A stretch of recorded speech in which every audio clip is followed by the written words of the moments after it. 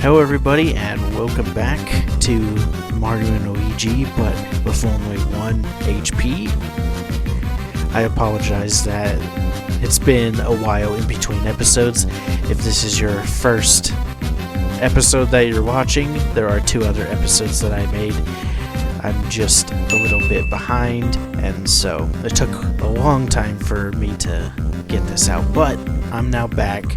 And we're still in the same spot as we were ending the last episode, where I discussed this, but if you don't know, Popple's HP is broken.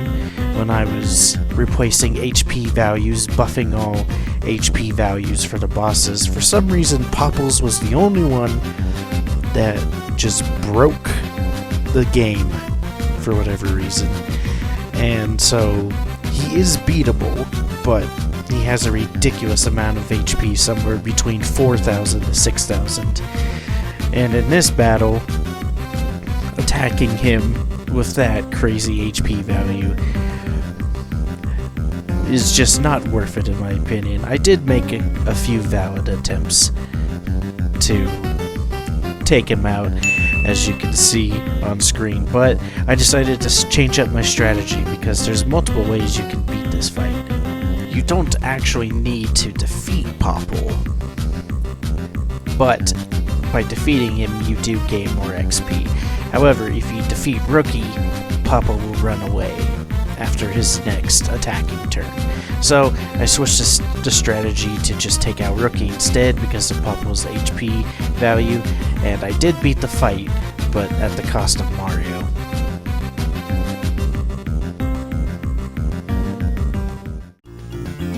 So now that we're finally out of the University, we can get the Thunder and Fire brand, as well as traverse the ocean and head back to Bean Fields.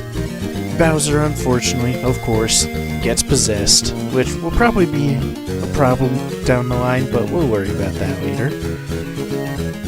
We also need to get the upgraded Super Hammers so we can finally head to the airport. And this is where I ran into another hurdle.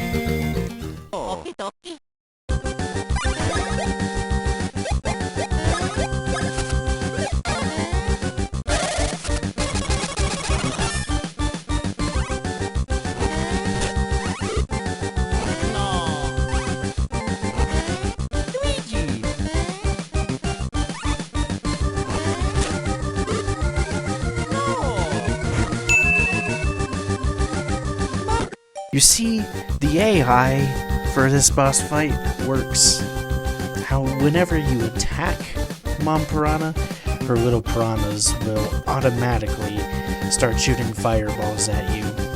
And you see this AI elsewhere, like an example of the previous, Popple and Rookie fight. By attacking Popple, it gives Rookie an extra turn.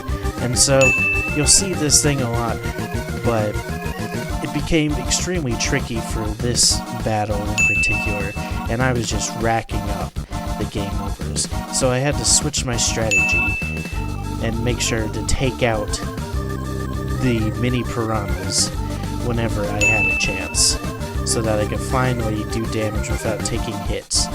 And this strategy proved effective, as I finally was able to take Mom Piranha down.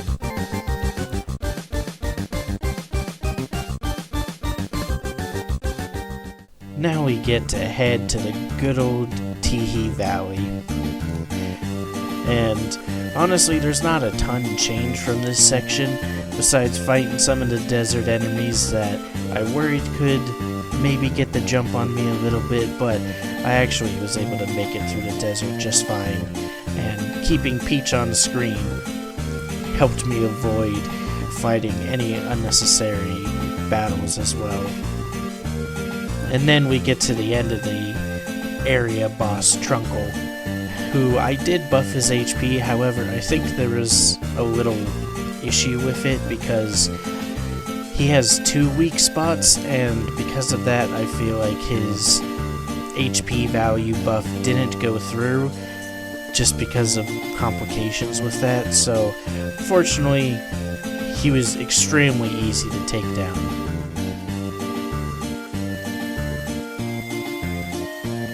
But now we get to start the good old arc of playing the mini game, getting the Inventus room, and heading to the ruins in order to get the Krabby Grass.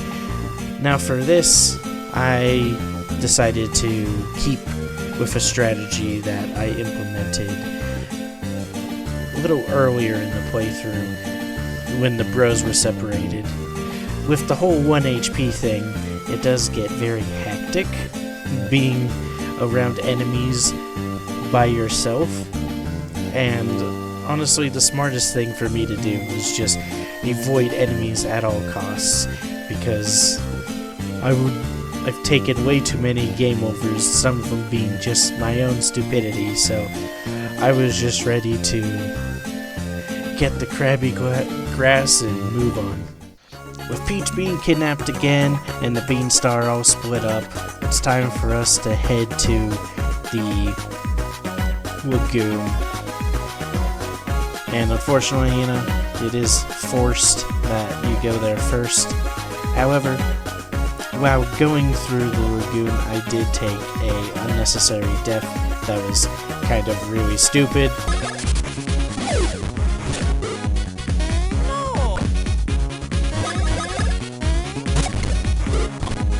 But other than that, we didn't really have any other problems. I should just learn to get my hands off of the speed up button.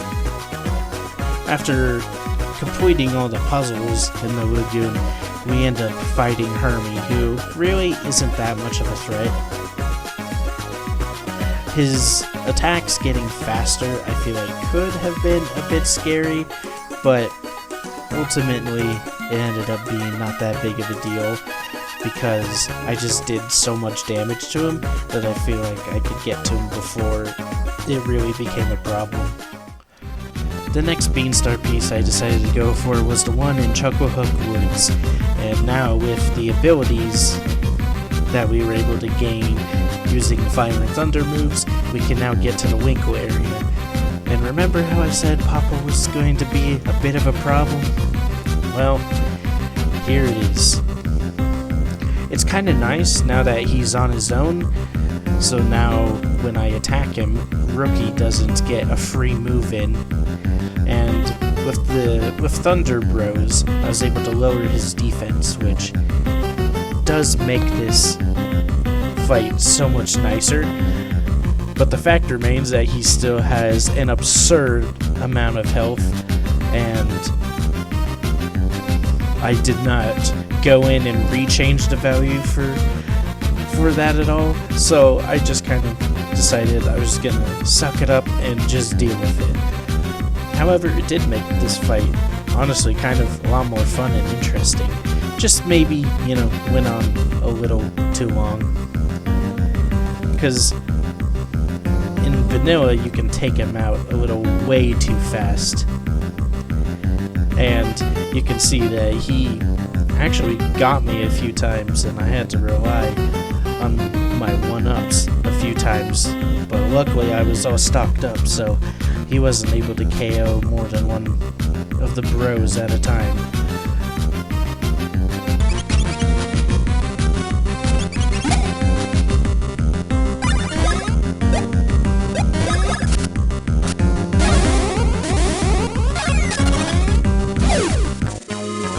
After Popple finally goes down, we continue to grab the rest of the Beanstar pieces.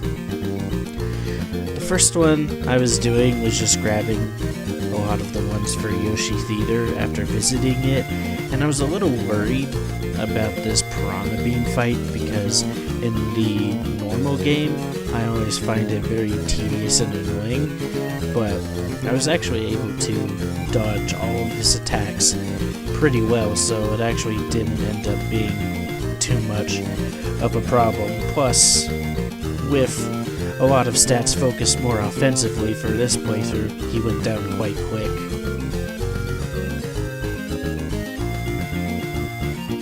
Now we get to hone our inner artist and go to Harhall's studio and do this minigame real quick, which awards us another Beanstar piece. And then after getting the rest of the fruit, getting all the Yoshi eggs, we're able to collect our last Beanstar piece. After putting the Beanstar back together, we're instructed to head to Joke's End, and so that's where we're going to pick up in the next episode.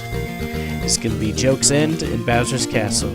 Hope you're looking forward to it, and I'll see you next time.